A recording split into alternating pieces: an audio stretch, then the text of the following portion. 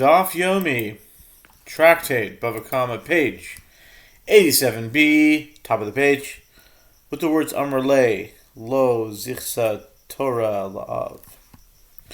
Rav said to Rabbi Elazar in response, the Torah granted the father only the profits of her youth and nothing else. Therefore, compensation for the injury goes to the daughter. Rabbi Elazar raised an objection to Rav's statement based on the Mishnah. One who injures a Hebrew slave is liable for all of the 5 types of indemnity. This is except for compensation for loss of livelihood occurring during the time that the injured slave belongs to the one that injured him.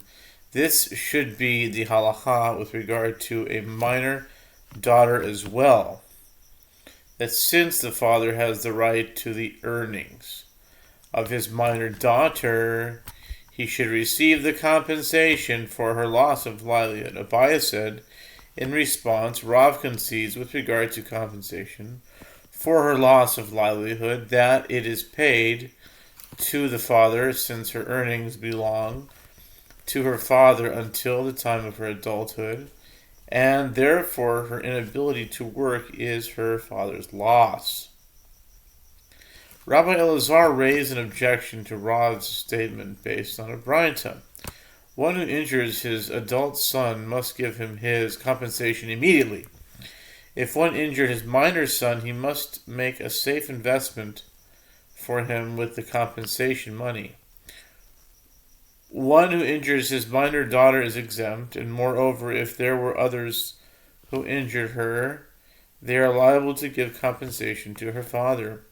The Gemara answers, so too here, the braita is speaking with regard to the daughter's loss of livelihood alone, which is paid to the father. The other types of indemnity are paid to the daughter.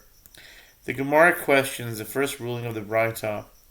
And is it so that if a father injured his adult son, he must give him his compensation immediately?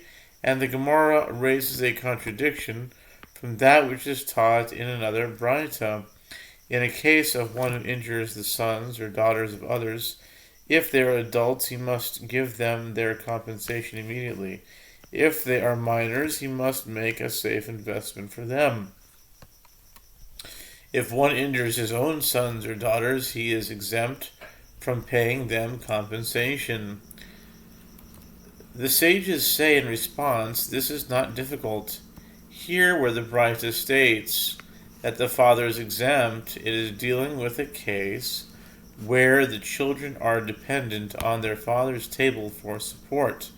There, where the braita states that the father is liable, it is dealing with a case where the children are not dependent on his table. The Gemara challenges this resolution of the 2 braitot. In what manner did you interpret the first braita?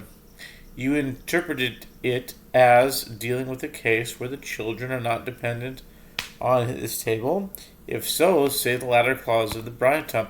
One who injures his minor daughter is exempt, and moreover, if there were others who injured her, they are liable to give her compensation to her father. If this is a case where the daughter is not dependent upon her father for support, then the one who injured her would be required to give the compensation to her because she needs to provide her own sustenance.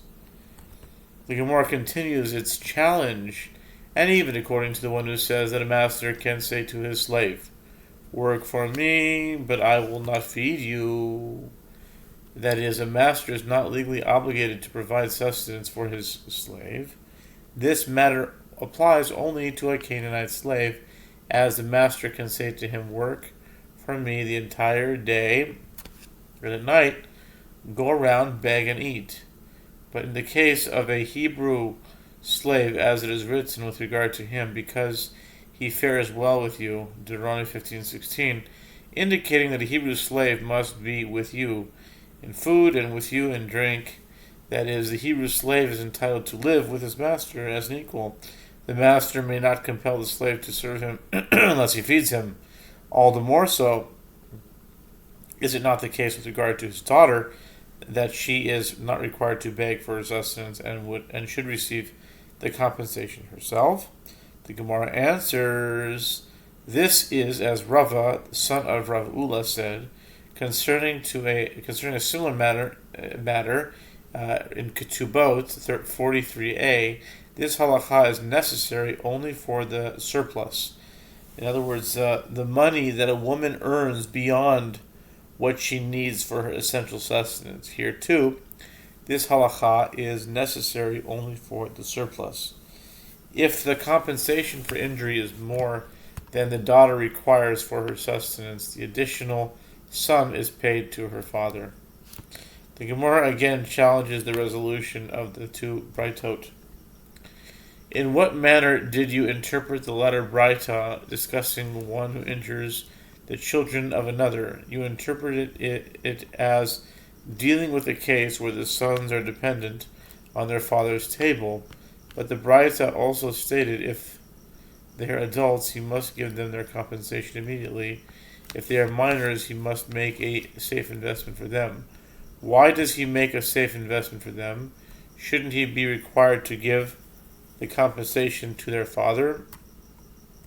The sages say in response, where the father is particular about receiving money that would go to his child is specifically in a matter that causes him a loss, as in a case where the father himself injured his child and would need to pay compensation, but in a matter that comes from elsewhere, as in a case where someone else injured his child, he is not particular about receiving the money, and it is paid to the child. The Gemara challenges that response, but isn't a found item a matter that comes to the children from elsewhere, and the father is particular about receiving it? The sages say in response, with regard to profit that comes to the children from elsewhere, and they do not suffer physical pain in obtaining it, the father is particular about receiving the money, as he does not feel that the children deserve it. But in the case of an injury where they suffer physical pain and it comes to them from elsewhere, the father is not particular about receiving the compensation paid to his child.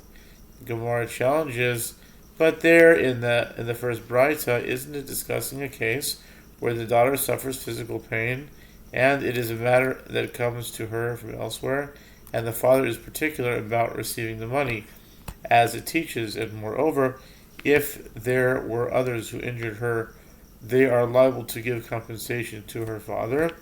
The sages say in response, there the Braita discusses a case where the father is a captious man, in which is evident from the case of the Braita itself, as his children are not dependent on his table. A man like this is particular even about matters that come to them from elsewhere. By contrast, here in the latter Braita, it discusses a case where the father is not a captious man, which is evident from the case of the Braita itself, as the children depend on his table. When he is particular about receiving the money, it is a matter that comes to him, a matter that causes him a loss.